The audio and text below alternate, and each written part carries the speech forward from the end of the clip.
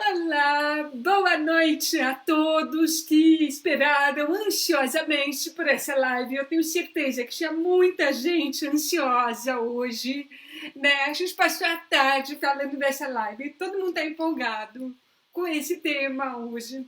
Mari, muito obrigada por aceitar o convite para falar desse assunto tão especial que é a inclusão escolar de crianças e adolescentes e, por que não, adultos com deficiência. Também. É um prazer ter você aqui conosco hoje.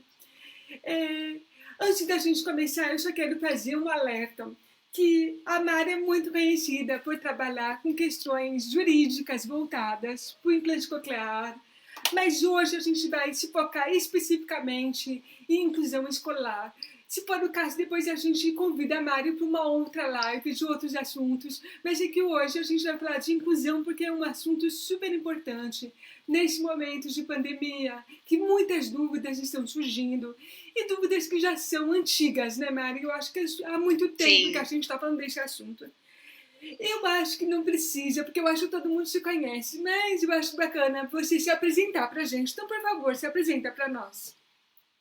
Primeiro, eu quero agradecer o convite, é uma honra participar da live aqui. Eu estou adorando suas lives, está fantástica. Bom, alguns já me conhecem, vou me apresentar aqui. Eu sou Mariane Golden, eu sou advogada especializada nos direitos das pessoas com deficiência e também na área da saúde. Né? Eu trabalhei já no Sindicato dos Professores durante 4 anos.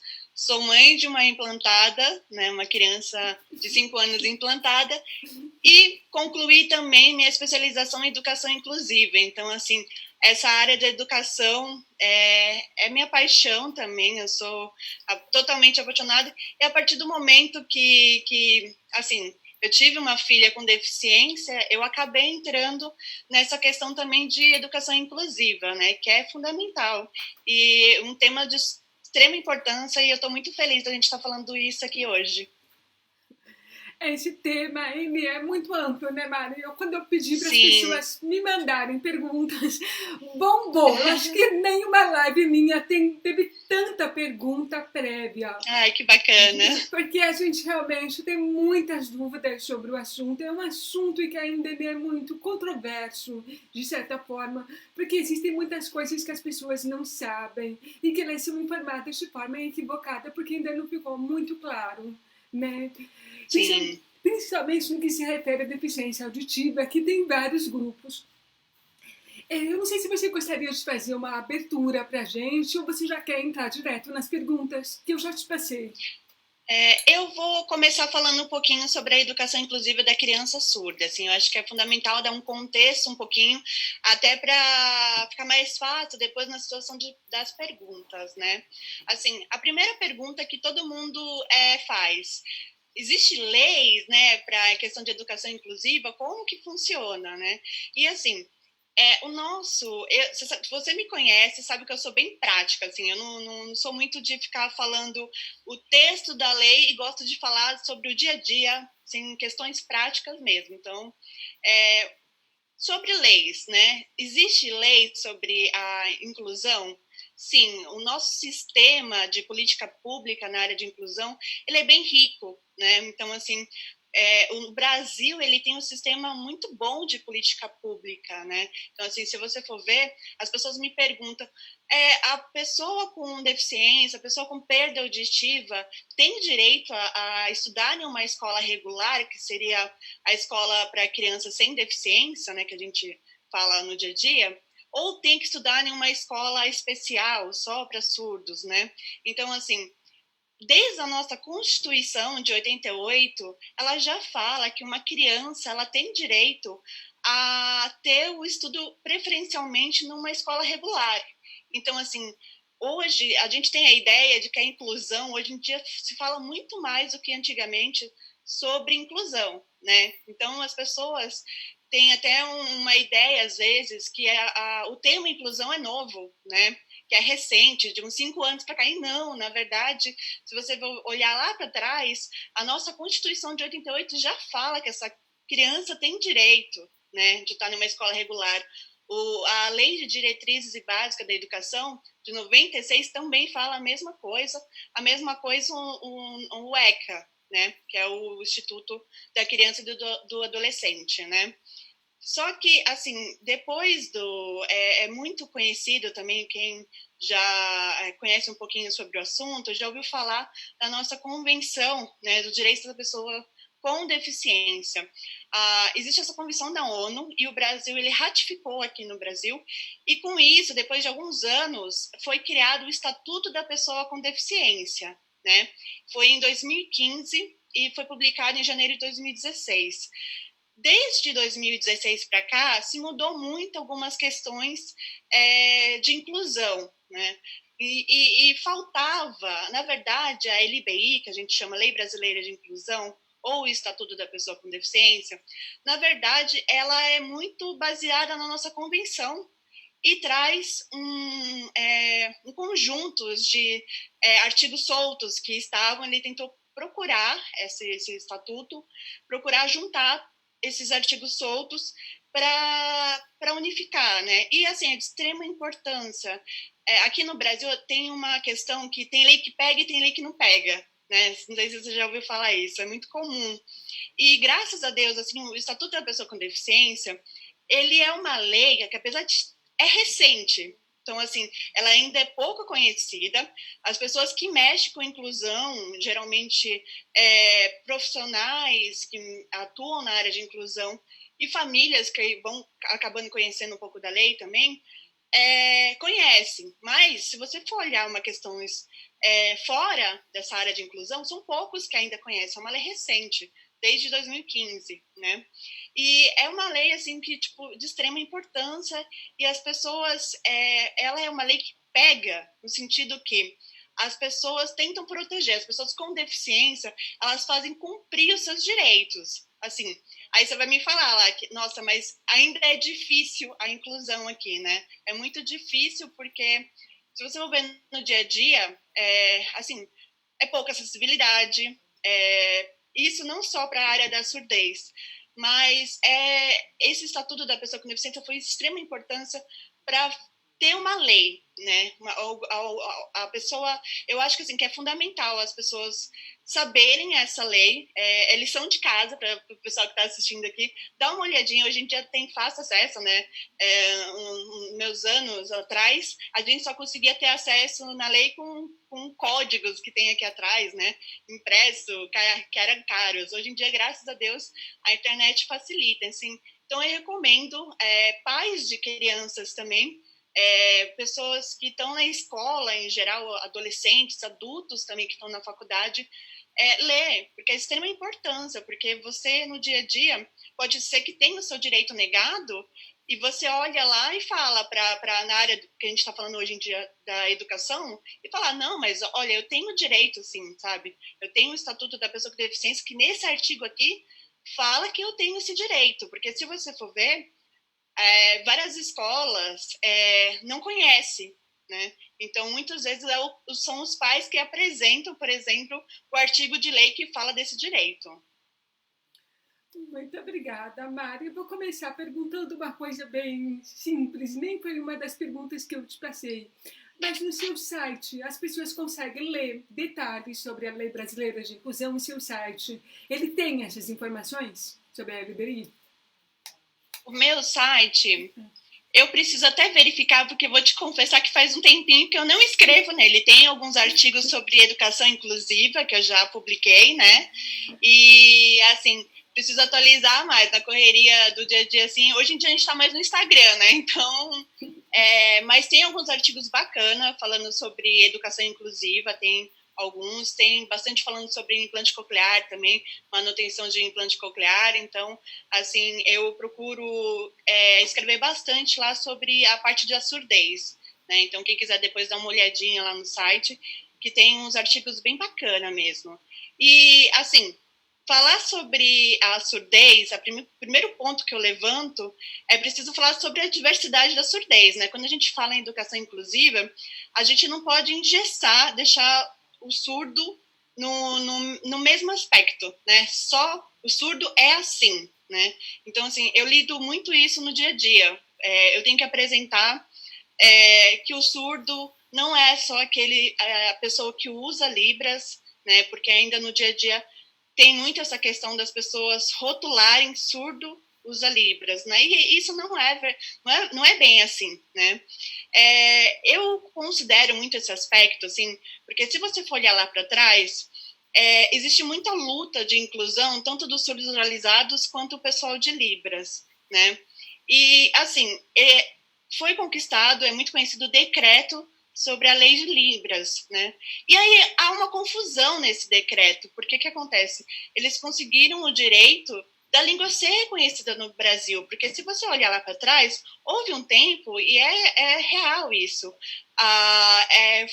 foi proibido até, né, utilizar assim, sinais. Então, se você for olhar, eles conquistaram esse direito de utilizar a língua deles, né? Mas é importante lembrar também que há confusão, as pessoas leem esse decreto e entendem que todo surdo usa Libras, e isso é o real nas escolas, né? Acontece muito, eu recebi muitas perguntas, já estou aproveitando e fazendo, porque teve bastante perguntas sobre esse assunto, né?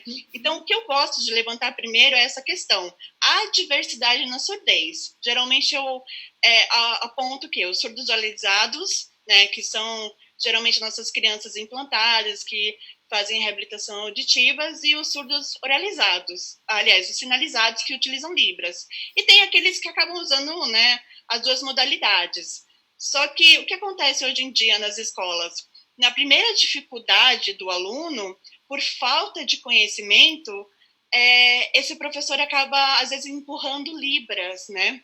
E quando eu converso, eu já tive a oportunidade de falar com vários professores, e falta conhecimento sobre a diversidade da surdez. Eu conversei, assim, eu acho um aspecto muito importante, eu já adianto, tem esse artigo lá no meu site, mas é uma pergunta muito frequente. A escola pode recusar a matrícula de uma criança com qualquer tipo de deficiência e relacionada à surdez também? Assim, a escola não pode negar a matrícula. E a LBI, ela traz isso, que a escola não pode recusar, inclusive é considerado até um crime, né? Então, o diretor da escola, ele pode ser penalizado e até preso por essa questão. Só que aí aconteceu um fato, a LBI trouxe essa novidade de não poder recusar as matrículas. Então, qual foi a consequência disso? Choveu matrícula nas escolas, né? Então, assim, várias crianças conseguiram esse direito, diminuiu até, não vou falar que não existe, porque ainda há escola que infelizmente nega a matrícula, isso não pode, isso é um crime, mas há escolas que negam ainda, né, tem que levar em consideração, mas, por exemplo, aumentou o número de matrículas, e isso fez com que mais crianças estejam nas escolas, isso é muito bom, né, só que faltou a especialização dos professores, e aceitar as matrículas, mas e os professores? Quando eu falo no dia a dia com os professores, e eu falo assim, geralmente eu acabo falando mais com professores que estão interessados na área de inclusão. Então, assim, se eles que estão interessados no tema, falta informação sobre, quando fala de surdez, falta informação, porque o que acontece? As escolas, elas acabam não preparando esse professor, né, e tá errado. Muitas vezes o professor que tem que buscar atrás, conhecer o que como que eu vou incluir, eu recebi esse aluno, como eu vou incluir, como que eu vou adaptar esse aluno, o que eu preciso fazer para cada deficiência, o que eu tenho que fazer, né? Então, geralmente, falta essa informação. E qual é o ponto da surdez? Que eu acho que é o principal erro. Quando esses professores vão procurar cursos de especialização por aí, os nossos cursos não abordam a diversidade.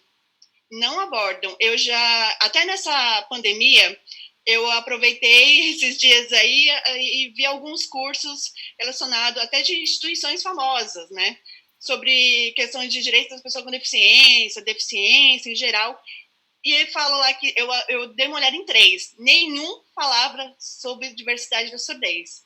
Então, assim, para outros tipos de deficiência, porque eu acabo falando também com outros pais que têm crianças com síndrome de Down, autismo, só que nesse ponto da surdez, eu gosto de levantar para os pais e para as pessoas que têm a surdez que por essa falta de conhecimento e falta de informação nos cursos, somos nós que temos que levar essa bandeira da diversidade da surdez, entendeu? Porque é um ponto que é real aqui no Brasil.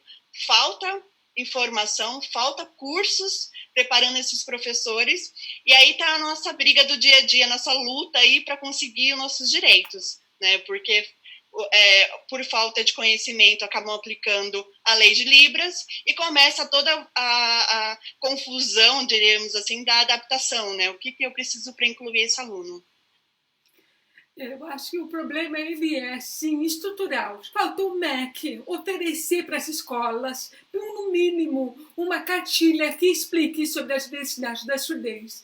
Enquanto isso não Sim. acontecer, a gente vai ter que trabalhar escola por escola que tiver um aluno com implante coclear ou que seja surdo oralizado para receber essa informação de que existe a diversidade da deficiência auditiva. E falta, se você for olhar, o nosso Ministério da Saúde tem um tratamento muito bom sobre reabilitação auditiva. Então, assim, ele fornece aparelho auditivo, fornece implante coclear, implante corado no osso e outras próteses, né?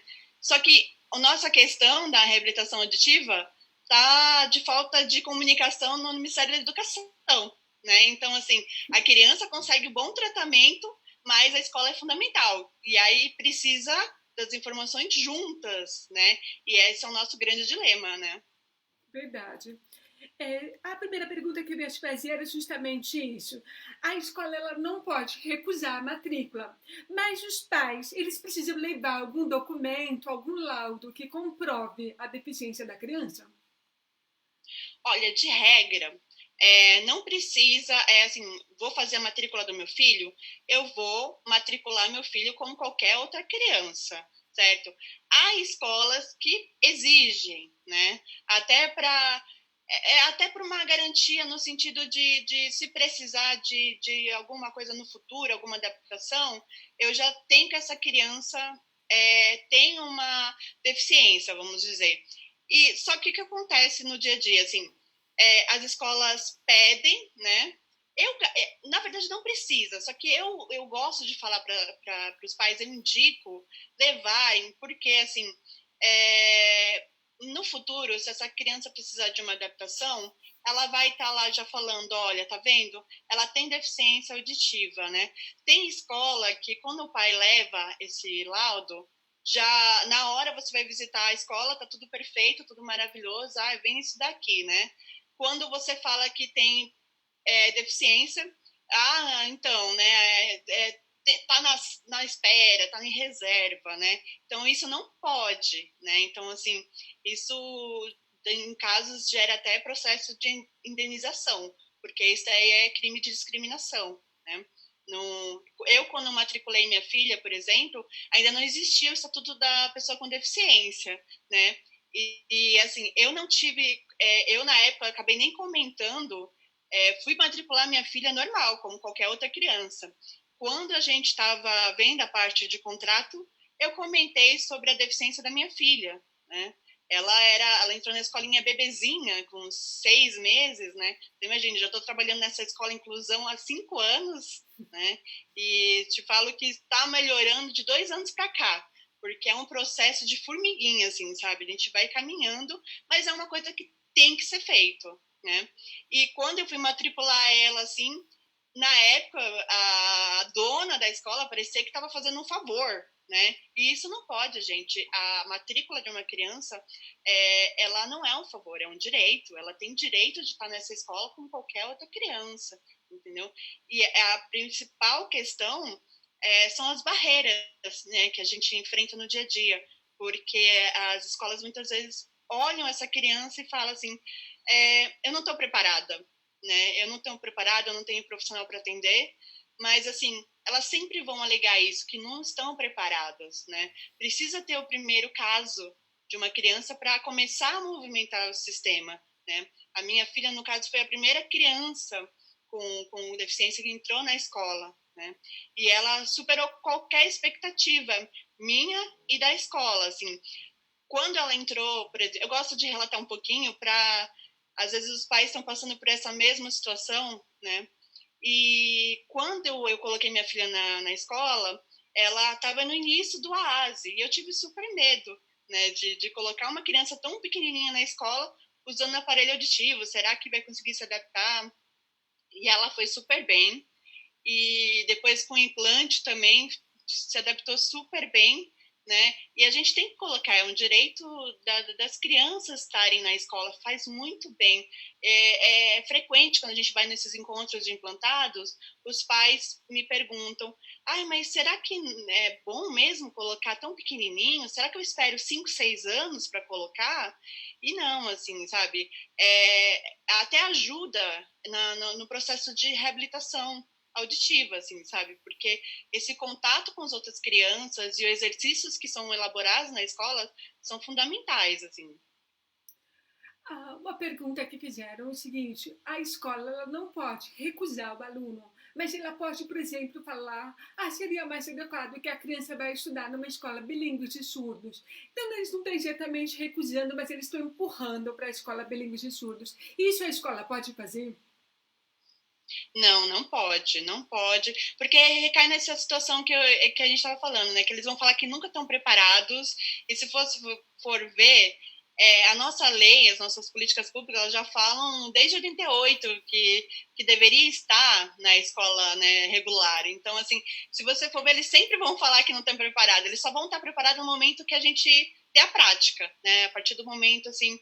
E eu, às vezes, assim, por exemplo, nessas questões, entrando um pouco na parte jurídica até, às vezes os pais, a gente acaba pedindo uma questão de indenização por essa recusa de matrícula, né? Porque, assim, muitos pais relatam, né? Eu não vou colocar o meu filho numa escola que ele já não quer ser recebido, né? Então, assim, daria até alguns casos que a criança tem cidade do interior, né? Porque a gente está em São Paulo, né? Então, São Paulo é uma forma, interior é outra. Às vezes, no interior, aquela escola é a única, senão a criança vai estudar em outra cidade, né? Então, há casos, sim, cada caso é um caso, então há casos que a gente tem que fazer aquela criança ir para aquela escola. Então, eu trabalho aqui muito no escritório com um processo de mediação. Então, assim, conversando com professores, conversando com a família, fazendo esse trabalho de inclusão, né? Explicando a adaptação, explicando, porque na maioria das vezes eles não entendem. E quando eles começam a ver, o caso é mais simples do que eles imaginam, sabe? Então, é mudar a mentalidade para começar... Assim, se você for ver, a questão de adaptação é a questão mais simples. O que é mais difícil é mudar a mentalidade. Isso é Entendeu? verdade. Então, isso é o principal, eu acho. A Porque gente fala, eu vejo mesmo. professores que nunca pegaram, às vezes nem sabem direito o que estão fazendo, assim, com a questão de... Eu tive um caso recente de autismo. A professora, ela nem sabia direito como adaptar, mas estava dando muito certo o que ela estava fazendo, porque ela tinha boa vontade. Ela conversava com a família, ela conversava direto, fazendo reuniões. Então, assim, estava dando certo. Depois ela foi procurar fazer um curso de especialização para ver o que ela poderia melhorar ali. E é isso que falta, né? Quando você muda a mentalidade, é outra coisa, né? Eu acho que é o principal. Quando eu trabalhava como consultora de inclusão, numa consultoria de inclusão mesmo, a gente falava nas nossas aulas que é mais fácil você quebrar uma porta para passar uma cadeira de rodas do que você quebrar a cabeça das pessoas e mudar uma atitude preconceituosa. Sim, As barreiras sim, atitudinais, elas são muito mais complicadas de mudar do que a gente falar das barreiras arquitetônicas.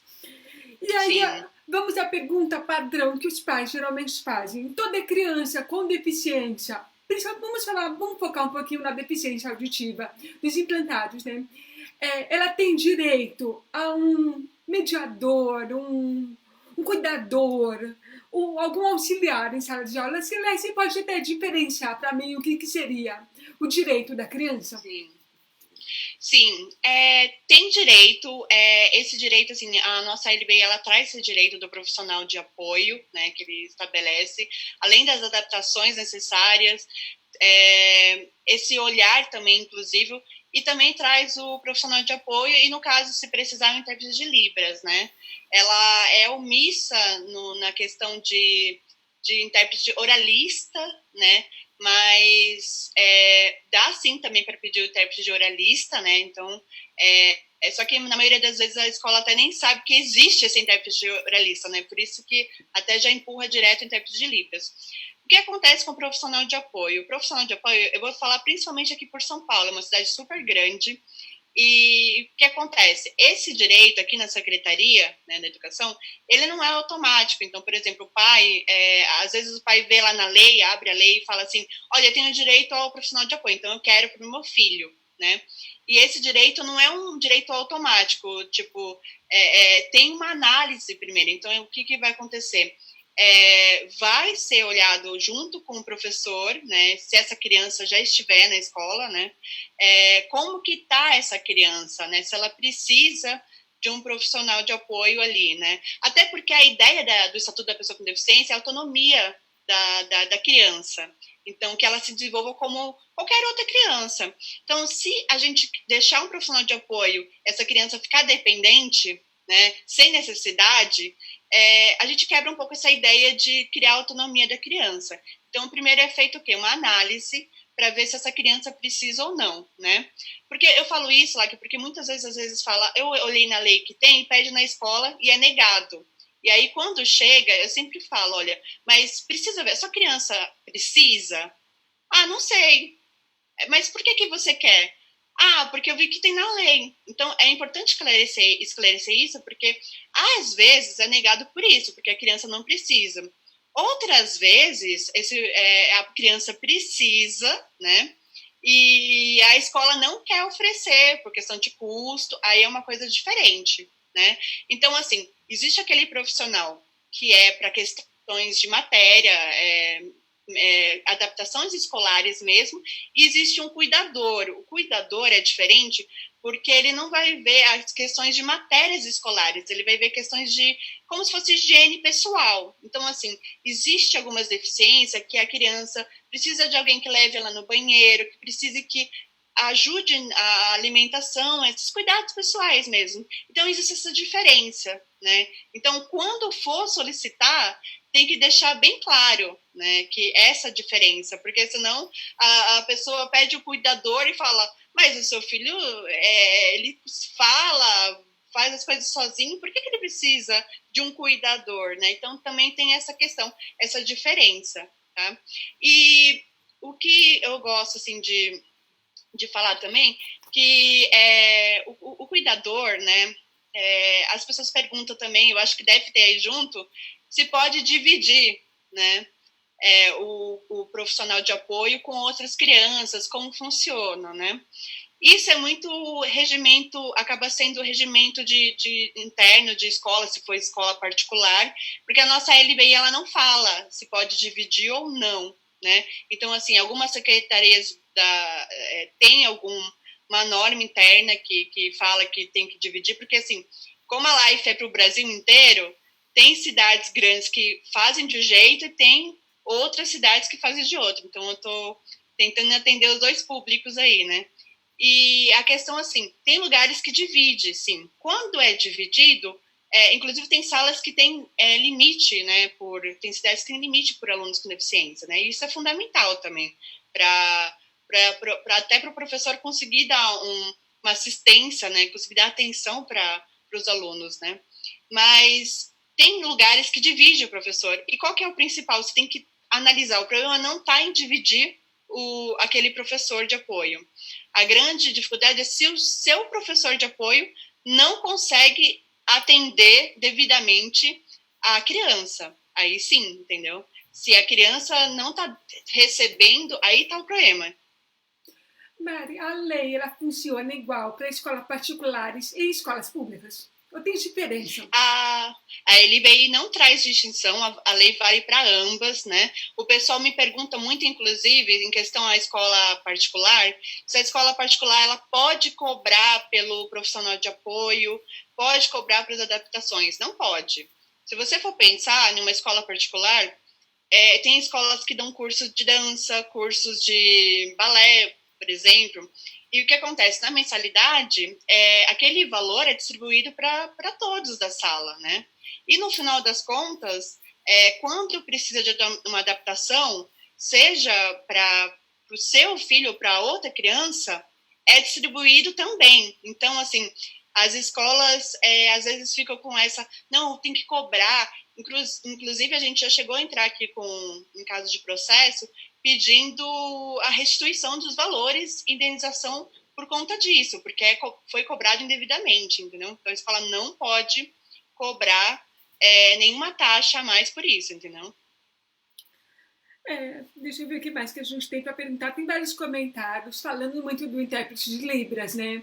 Quando a escola, por Sim. exemplo, ela não consegue diferenciar, ela não tem conhecimento em relação à lei, em relação à diversidade surda, e ela tenta dizer assim, é surdo, é intérprete de Libras, como é que a família deve se proceder nesse caso? Quando eles estão optando por uma educação mais oralizada, mais voltada para o aparelho auditivo, como é que eles procedem nesse caso?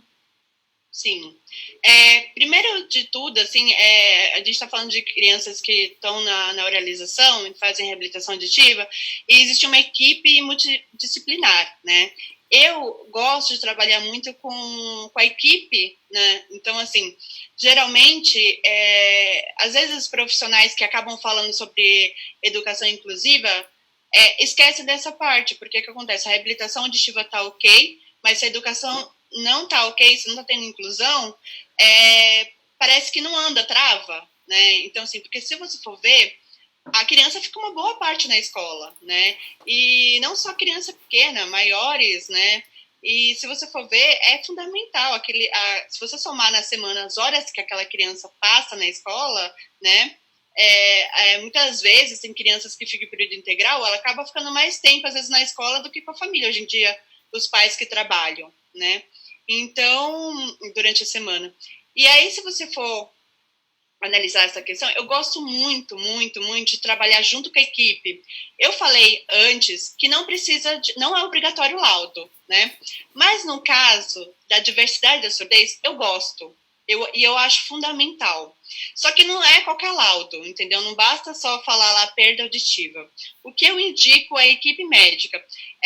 Eu acabo trabalhando muito aqui junto com as fones de terapia, e as fones de terapia, elas estão com a criança, assim, frequente, né? Cada criança faz uma vez por semana, 2 vezes por semana, mas elas que acabam vendo mais essa criança, né? Então, assim, o que eu indico? Você buscar, o pai ou a mãe, buscar esse empoderamento, né? Buscar junto com eles um laudo falando assim, olha, meu filho, ele possui perda auditiva, faz reabilitação auditiva, buscando a oralização, precisa de adaptação tal, né? Por exemplo, tem crianças que são maiores que precisam de legendas, então colocar ali, entendeu? É um relatório diferente ali do que... Porque, assim, às vezes a gente faz um relatório para concurso, um relatório para entrar em uma determinada empresa, e para a escola também, assim, eu gosto, porque, como eu disse, falta informação das escolas. Então, assim, lógico que, por exemplo, pode mudar o ano e aquele laudo caducou, então você vai precisar de um novo. Mas é importante estar com esse documento.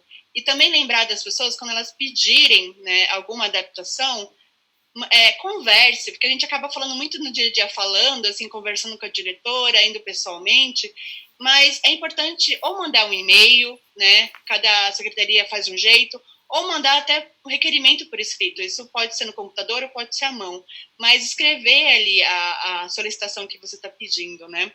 E quando a gente fala de adaptação, a gente tem que lembrar que, assim, qual é o ideal? O mundo ideal para uma criança entrar na escola, né? Primeiro seria a diretoria e o professor receber esse aluno e fazer uma entrevista, né? Então, para eu ver como que está essa criança, o que ela sabe, mais ou menos ter uma ideia. Com essa primeira análise, o professor ele vai conseguir ver que tipo de adaptações eu preciso fazer, uma primeira, né, análise. Então, às vezes, tem criança que eu tenho que adaptar determinados conteúdos só, estão com desenvolvimento X e eu preciso, por exemplo, nesse tipo de exercício, ela tem dificuldade. Então, eu vou adaptar só esse tipo de conteúdo no material. E tem crianças, não, que eu vou ter que trabalhar toda a minha grade ali com ela, entendeu? Então, existe essa diferença. E, às vezes, quando você fala de adaptação, o que as pessoas já pensam de cara? Adaptação inteira. E, na verdade, não. A gente tem que olhar, assim, não existe uma receita de bolo. Cada caso é um caso. Cada criança é uma criança.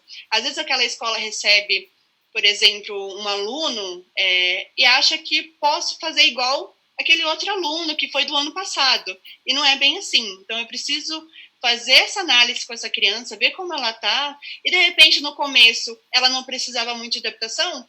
Durante o ano, de repente, ela teve alguma dificuldade e eu vou ter que rever, né, esse material. Então, é importante isso. E, por exemplo, no caso de uma escola que a professora a coordenadora tenha tido muitas aulas de Libras e ela queira impor para a família que a educação precisa de Libras, existe como a família ela recusar Libras e falar, olha, a gente está optando por uma outra metodologia. Como que a família deve proceder quando a escola tenta impor que, por ser surda, a criança necessariamente precisa de Libras? Olha, eu, assim, se você for parar na área médica, sabe que eu trabalho muito com a área médica, se você for ver, quando você vai numa consulta com o médico ele não te impõe o tratamento. Ele vai falar que existe aquele tratamento e o paciente vai escolher. Por exemplo, ninguém é obrigado a fazer cirurgia de implante coclear. Você descobre, você vai numa consulta e, se for seu interesse, o paciente vai lá e faz a cirurgia do implante coclear, certo? Quando a gente fala de uma educação, a mesma coisa. A escola, ela não pode impor determinado tipo de educação. Assim, não pode falar. Porque, se você for ver, às vezes as pessoas pensam, não, acha que é super simples, né? Vamos colocar Libras e acabou. Gente, é uma nova língua. Às vezes, o que eu vejo muito frequente às vezes o aluno está com uma dificuldade em determinada matéria. E aí, o que o professor que não conhece abre lá a lei de Libras e fala, é surdo, então eu preciso colocar Libras. E aí vai colocar para uma criança uma nova língua, sabe? Não é tão simples, você não aprende Libras assim, tipo, em uma semana, né? Então, como que faz com esse aluno? Então, assim, a escola ela não pode impor. E aí vem aquele apoio que eu falei da equipe, entendeu? Porque esse pai ou mãe vai ter que bater o pé, porque existe essa confusão, sim, por falta de conhecimento, e o pai e mãe vai ter que bater o pé falando não. Tem casos que a equipe vai falar, olha, precisa de colocar Libras, porque talvez seja melhor, né? Mas a maioria dos casos que eu vejo é falta de conhecimento mesmo, e a escola quer impor, né, e não pode. Então, assim, saiba esse pai e a mãe que vai ter que bater o pé, sabe? Buscar esse empoderamento mesmo da escolha que eu fiz para o meu filho, né? E muitos casos vai acabando até em judicial. Aí eu indico a pessoa procurar um MP, procurar a defensoria ou até um advogado. Mas, se for, é importante que seja alguém que entenda de inclusão, né? Teve um caso recente que eu acabei conversando com um aluno de faculdade, uma faculdade muito famosa e caríssima aqui em São Paulo, né? E a pessoa pediu legenda, né, nas aulas da universidade. Só que acontece, ela chegou a entrar com processo, ela fez várias reuniões junto com essa universidade, pedindo, o aluno precisava de legenda durante as aulas, só que quando ele entrou com o processo, ele não soube explicar sobre o porquê da legenda, essa adaptação, entendeu? E o que a faculdade falou, né? Eu estou oferecendo Libras, se ele quiser Libras, ele que não quer, entendeu? Então, por isso que eu gosto de falar que tem que ser um profissional que saiba falar da adaptação necessária para aquele aluno, entendeu? Porque muitas vezes aí, por não saber trabalhar direito essa questão, a lei está lá, foi o que eu falei, a lei, infelizmente a gente não tem uma lei, por exemplo, no caso de autismo, que tem uma lei própria, né, para autismo. No caso dos surdos oralizados, a gente não tem. Então, a gente acaba entrando na regra geral da LBI. E aí, Em contrapartida, a gente tem um decreto da lei de Libras, né, e acaba engessando isso. Então, tem que tomar esse cuidado. Então, é importante esse empoderamento dos pais, desse aluno na faculdade também, né, porque eu tenho relatos diários de dificuldades de alunos que estão na universidade, né, e eu consigo falar bastante só disso, porque, assim, meu marido é professor universitário, né, e eu recebo diariamente, assim, dúvidas nessa questão sobre adaptação na universidade, né? Então, quando a gente fala de educação inclusiva, não é só nossas crianças, né? Tem os adolescentes e também tem o povo que tem direito a estar numa universidade como qualquer outra pessoa, né? Uma pergunta, que quando eu anunciei que a gente ia fazer essa live, muitos pais me mandaram a seguinte pergunta: quem é responsável pelo aparelho da criança quando ela está na escola? Por exemplo, se o aparelho ou o FTM ou o implante, quem é responsável por essas tecnologias quando a criança está na escola? Sim, na escola, se você for analisar, a criança está na escola, primeiramente, a escola é responsável por um todo, por qualquer criança e qualquer item que tenha na escola relacionado à criança. Lógico que está na sala, primeiramente vai ser o professor que está olhando essa criança tal. Muitas escolas fazem com que, por exemplo, eu recebi essa criança, mas eu não quero me responsabilizar pelo aparelho auditivo. Fazem assinar um termo falando que não me responsabilizo. E, na verdade, não é isso. Esse termo, ele é até possível anulação, né? Então, assim, eu recebo muito esse questionamento das pessoas falando: Mari, mas estão me obrigando a assinar esse termo. E o que acontece se perder o aparelho? A escola é responsável? A escola é responsável, sim, por esse aparelho, por perda, né? E só que, assim, também tem uma questão de bom senso, né? É feita uma análise como foi perdido esse aparelho também, né? É importante a gente explicar para a criança o cuidado, né, com o aparelho, tudo certinho e tal. Mas, por exemplo, teve um caso recente que eu recebi no finalzinho do ano aqui no escritório, de duas crianças que estavam brincando no parquinho. Tinha a professora que estava no parquinho da escola e estavam lá, né, na aula de recreação, né, e a professora estava olhando todas as crianças. E o que acontece? Um dos alunos jogou de propósito o aparelho do menino no chão e, tipo, sumiu o aparelho. Ninguém achava, sabe? Jogou assim e sumiu, você imagine. E o que a escola viu? Você foi conversar com a professora, eu até vi que ele estava mexendo no aparelho e tal, mas eu achei que não era nada demais, sabe? E aí, nesse caso, assim, a escola é responsável, sim, pelo aparelho, entendeu? Não tem essa de não, né? Mas também tem que tomar cuidado também que dos casos da criança também tem que indicar direitinho os cuidados com o aparelho, né? E isso vale também para o sistema FM, que muitos professores usam. Aliás, uma dúvida que muitos pais têm: quem é responsável por ensinar para o professor se ele vai precisar usar uma tecnologia como o FM, como o Minimac, como o Roger? O MEC tem alguma responsabilidade sobre isso? A responsabilidade é dos pais? Olha, o MEC deveria sim fazer essa especialização para os professores.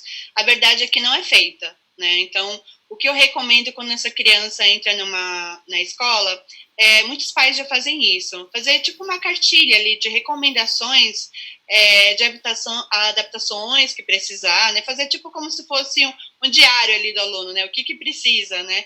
E dentre esses aspectos também ter cuidados com o aparelho. Então, é importante ter, por exemplo, na mochila costuma levar, por exemplo, uma bateria, duas baterias, colocar lá, leva o sistema FM, como ligar. Algumas marcas de aparelho já têm até orientações no site para levar para a escola, né? Então, assim, é importante você entrar no site do aparelho da criança, né? E dar uma verificada se tem esse arquivo lá, né? Mas eu sei, algumas empresas já disponibilizam no site para ajudar os pais a levarem para a escola. Mas, em geral, são os pais que acabam orientando, né, os professores. E aí vem a grande dificuldade, né? Porque também tem professor que não quer usar. Tem professor que se recusa, seja por vergonha, às vezes está com um microfone, que é tão simples, né? Assim, é uma questão que não tem nada demais, né? Mas arranja mil desculpas, no sentido não sei usar, ou ele não precisa, e na verdade o aluno está falando que está com dificuldade de ouvir, precisa sim, mas a professora bate o pé e fala que não precisa, porque não quer usar. Eu passei por eu gosto muito do sistema FM, né, eu estou começando a usar bastante esse ano, e principalmente agora com a questão da pandemia, né, mas eu uso também em festas de escola, assim, sabe, em festinha de amiguinho, em buffet, e teve em janeiro, passei por uma situação, por exemplo, tem aqueles recreadores, né? E tinham dois recreadores e tinha um que falava muito baixo. Então eu pedi para ele usar o sistema FM, né? E ele se recusou. Aí, tipo, é um absurdo, né? Então eu tive que conversar com ele e se recusou. Como eu estava em dois, o outro acabou utilizando. Ele falou, olha, eu sei um pouco de Libras. Aí eu falei, olha, ela não precisa, né? Mas o outro falou, não, o cara de inclusão é ele. Então tá super errado. Entra naquela questão da mentalidade. Não é só o cara que sabe um pouco de Libras que teria que utilizar o sistema FM. Aquele outro também, porque aquele que estava com a voz mais baixa. Então, assim, infelizmente, no dia a dia acontece isso. A gente tem que reclamar. O que a gente não pode é deixar quieto, entendeu? Porque se deixar, vira comum. A gente não pode acostumar com... Eu falo muito isso. A gente não pode acostumar com essas negativas, entendeu? A gente tem que buscar a acessibilidade, entendeu?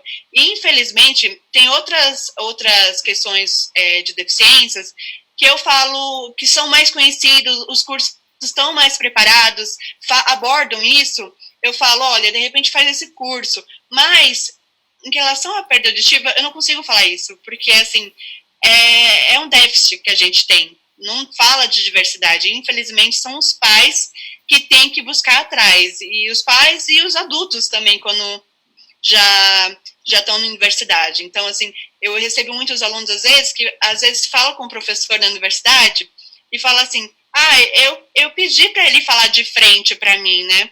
E aí o professor, na hora, assim, esqueceu. Ele falou uma vez e na segunda aula o professor esqueceu totalmente e não foi, né? Não falou de frente, começou a falar e escrever na lousa. Então, assim, tem uma questão também do aluno insistir, né? Sempre fazer uma análise, assim, esse professor, ele é bacana, ele está disposto a incluir, né? Mas, em compensação, eu vejo uns professores também que falam, eu sempre dei minha aula assim, eu não vou mudar, né? E aí, nesses casos, eu falo assim, o aluno que tem que se adaptar. E aí entra na barreira atitudinal, comunicacional, e várias, assim, nesses aspectos. Então, assim, não pode deixar quieto, tem que fazer uma reclamação, e nesses casos, por exemplo, que eu falei desse professor que fala que não vai mudar, tem que fazer um requerimento formal na secretaria, entendeu? Tem que ser formal, porque se precisar mais para frente, você tem como provar essa questão, entendeu? Então, muitas vezes as pessoas chegam só falando, né? E aí, cadê, né? Você tem algum comprovante e tal, até para tomar providências, às vezes, jurídica, né? Então, é importante sempre ter por escrito, né? Esse pedido na secretaria, ele tem que ser por e-mail ou até um requerimento mesmo que esse aluno faça.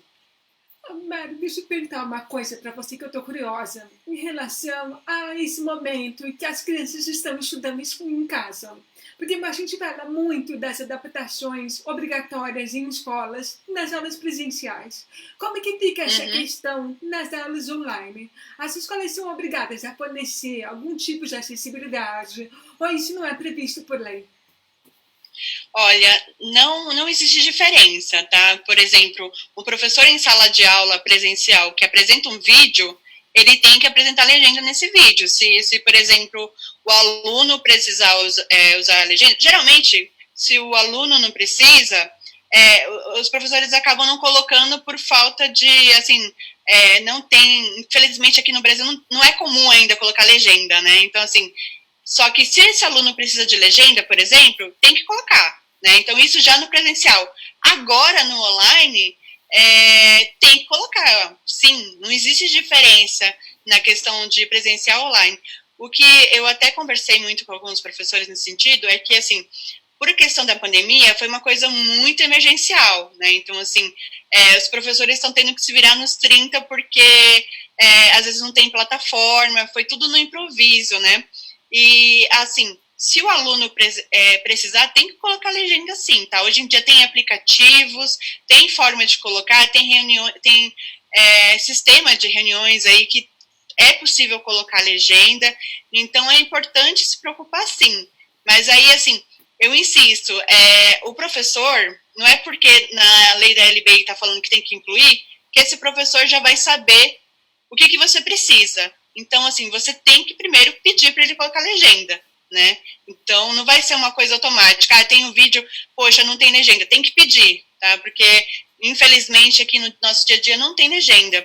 E aí, uma outra ponto que eu levanto muito, muitas crianças estão com dificuldade, né, é porque adulto a gente tem aquela questão de bom senso ainda, adultos, né, por exemplo, eu estou falando, você aguarda, daqui a pouco você fala, a gente tem essa troca, né, mas criança geralmente não, quer falar tudo ao mesmo tempo, né, então é importante indicar para o professor também essa questão de falar um por vez, igual quando é só pensar como se fosse uma roda de bate-papo, né, quando a gente faz uma inclusão numa roda de bate-papo, a gente sempre pede para esse aluno falar um por vez e levantar a mão se quer falar.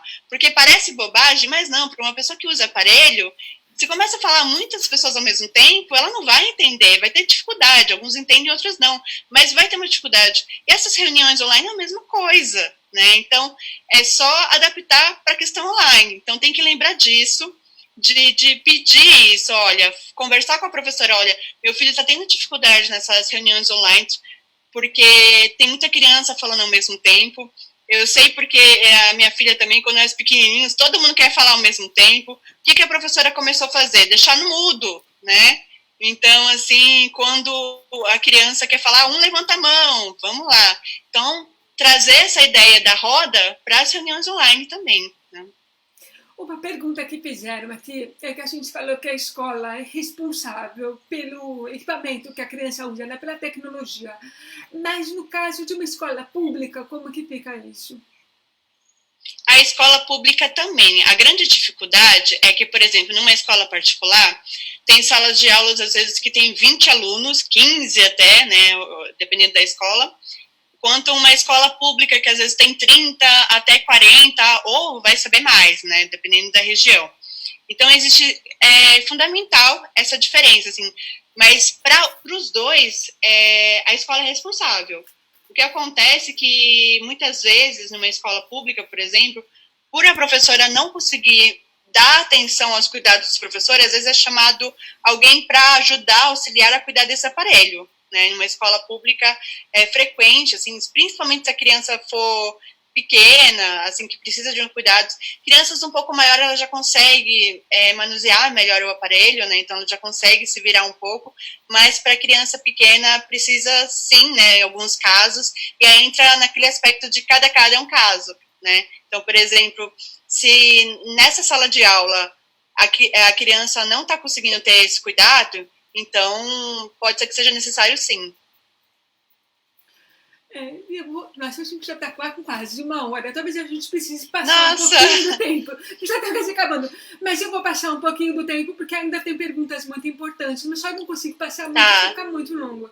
Mas uma pergunta bem interessante que fizeram aqui. Como que fica a questão do bullying com crianças implantadas? Como que os pais devem proceder quando perceberem que o bullying muitas vezes vem até de professores? Como que a gente procede nesses casos? Olha, é uma coisa muito triste, né? Primeiro de tudo, assim, e eu vejo, assim, bullying tem de coleguinhas, às vezes, e também do professor não chega nem ser, às vezes, bullying, mas uma falta de achar que aquele aluno é capaz. Então, assim, já teve casos de professor que, quando entra na escola, fala, aquele aluno da inclusão, sabe? Ou aquele aluno surdo. Gente, chama o aluno pelo nome, né? Ele não é a criança surda, ele não é o aluno da inclusão, ele é o nome dele, né? Então, assim, primeiro de tudo, né? ou aquele aluno da sala de inclusão, tem isso também, então, e é o aluno, né? A questão do bullying tem que ser trabalhada, né? Assim, quanto mais se fala sobre isso, mais natural fica, né? Então, assim, a primeira questão eu acho que é o diálogo, assim, digo, você conversar com a escola, fazer muitas vezes debates lá, apresentar, porque quanto mais a gente fala sobre isso, mais natural fica. Então, o primeiro de tudo é conversar com o pai do coleguinha que fez isso, né? Chamar as crianças e falar, porque isso vai depender muito da idade da criança. Às vezes tem maldade e às vezes não, né? Então, assim, o que mais me preocupa são os casos quando tem um pouco de maldade, porque crianças também, quando querem zoar, é uma coisa assim que... E isso precisa ser trabalhado, né? Então, assim, precisa conversar com os pais, chamar direitinho, assim. Então, o primeiro momento é o diálogo, que eu falo, assim. E em casos mais graves, já chegou na questão judicial, sim. Mas, assim, eu acho que nesses casos, o diálogo, muitas vezes, vai resolver, entendeu? Eu acho que antes de tomar uma atitude mais pesada, assim, de entrar judicialmente, a gente precisa buscar o diálogo, porque falta informação, né? Então, assim, quando é falado naquela escola, e eu gosto de falar de inclusão, às vezes a gente fala muito sobre o professor, mas a inclusão não está só no professor. A inclusão, saber sobre o aluno que está ali, sobre a diversidade da surdez, tem que ser desde o porteiro que recebe aquela criança, faxineiro, cozinheiro, diretora, tem que ser todo mundo, todos os professores que cuidam daquela criança, não só o professor das matérias, às vezes o professor de educação física, o professor de música, sabe? Porque as nossas crianças com perda auditiva, a surdez é uma deficiência invisível, né? Então, às vezes, muitas pessoas até esquecem, né, que tem deficiência. E, assim, a gente fala sobre implantes, ou seja, aparelho auditivo ou implante, ele não cura a surdez. Aquela criança, ela não vai deixar de ser surda, né? Ele é uma tecnologia assistiva que proporciona acessibilidade, mas não deixa de ser surdo. E existe um equívoco, porque às vezes eu fiz um teste com os professores na época, quando eu estava estudando na FMU, e eu perguntei para eles, né? E eles não sabiam, eles todos achavam que curava a surdez. Para você ter uma ideia, como isso muito ainda precisa ser trabalhado, porque esses tratamentos, assim, eles não curam, né? Eles dão acessibilidade. E por, às vezes, achar que cura, aquela criança não precisa de nada, tá bem, assim, tá ok. E, na verdade, não é bem assim, né? Então, seria nesse aspecto mesmo. Uma penúltima pergunta, vou fazer mais duas perguntas aí e a gente encerra, para não ficar muito longa. De repente a gente marca uma outra live para a gente falar de algum outro assunto, até para continuar com esse. Uma pergunta para conseguir um sistema como o sistema FM, o Minimite, o Roger, e como que a família pode proceder caso ela não tenha verba para comprar? Ela pode usar o convênio, se ela pode usar alguma lei para conseguir do Ministério Público, sei lá. Como que ela pode fazer para adquirir? Sim, existe a portaria do Ministério da Saúde falando sobre o sistema FM, né? Então, antigamente era, se eu não me engano, dos 5 a 17 anos, eu preciso confirmar a idade, né? E agora, no comecinho do ano, isso foi alterado, né? Graças a Deus, vai ser para qualquer idade. Devido à pandemia, tá uma loucura com essa questão de como vai proceder para qualquer idade, né? Mas, em geral, o que acontece? Essa criança que faz tratamento em algum centro de reabilitação auditiva, ela vai lá, tá em época de escola, ou agora tá precisando do sistema, vai solicitar junto com essa equipe médica, né? E vai ser feito esse pedido, né, no Ministério da Saúde, e vão tomar as devidas providências. Às vezes tem questão de verba, e cada caso é um caso, teria que ver direitinho se eles estão fornecendo ou não, né, porque isso varia muito de cada cidade, né. Mas tem muitos pais que acabam conseguindo para a criança pelo plano de saúde. Eu, inclusive, aqui já consegui vários, né, porque assim, eu falo que consegue, mas é um trabalhinho, não é uma coisa assim, porque já entrando um pouquinho na questão do parecer da ANS, lá sobre manutenção, por exemplo, de implante, não está descrito lá sistema FM, então os planos acabam um pouco batendo nessa tecla, mas tem direito sim, eles falam que é só um acessório, por isso que não teria direito, tem direito sim, né? E a gente consegue ir para vários pacientes, sim, o CMFM, e é fundamental, assim, eu acho, usando no dia a dia agora nessa pandemia, eu vejo como tem ajudado e como é importante. Eu fui uma pessoa que relutei um pouquinho para usar o sistema FM, e estou começando a usar, esse ano comecei a usar um pouquinho em alguns eventos, porque a minha filha tem uma discriminação auditiva boa, né? E aí, conversando com a minha fono de mapeamento, ela falou, Mari, tenta usar, por exemplo, em atividades escolares que sejam externas. Então, por exemplo, jogo de futebol, algum evento numa quadra, em uma festa, e aí que eu tenho usado. E você vê como traz conforto. Então, assim, eu indico e é fundamental para uma palestra também. Então, eu falo demais, né? E há uma última pergunta, antes da gente encerrar, é o seguinte, existe algum projeto de lei para capacitação de professores em relação à diversidade da surdez? Ou a gente precisa montar um projeto em relação a isso? Não, a gente precisa montar um projeto, viu? Bora se reunir todo mundo, todas as associações aí, montar um projeto de lei, buscar um vereador aí, sabe?